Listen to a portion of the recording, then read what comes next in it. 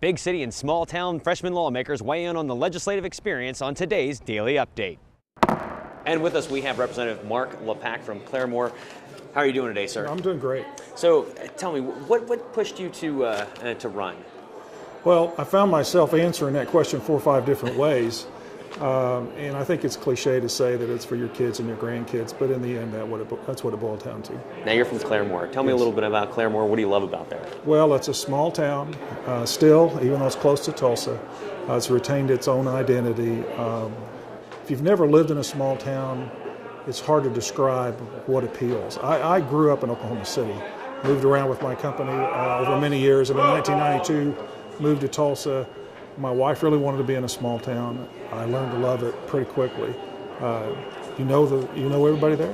People you go to church with are the same people you see in the grocery store, the same people your kids see in school, and it's a great community. Now, some of the things that have been talked about on the floor here is how to kind of boost the rural areas and some of the small towns in Oklahoma. Do you feel that that's vital for the state? Sure.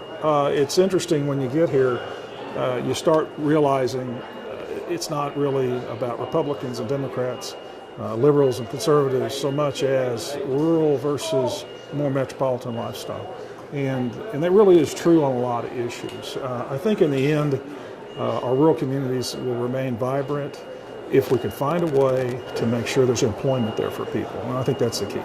And now let's hear from one of our members that comes from one of the metro areas of Oklahoma. We have Representative Shane Stone from Southwest Oklahoma City. How are you doing today, sir? I'm doing well. Thanks for visiting with me. So, right off the bat, let's talk about your area of Southwest Oklahoma City. It's definitely different from the rest of the area, correct? Absolutely. I claim it's the most distinct district in all of Oklahoma. What do you love the most about that area? I love the people. I mean, that's what it has to offer. It has real people with real problems who go through a day and true working Oklahomans. And sir, what's one of the things that really pushed you to run? It was the need in my district. I interned in the House before I was a member here, and you see them talking about all kinds of things that have no effect on the daily life of people from South Oklahoma City. And so I thought someone needed to come up here and make sure that they're bringing up the daily lives of Southsiders. Now, we talked to a member earlier about some of the needs of the rural and small town areas of Oklahoma.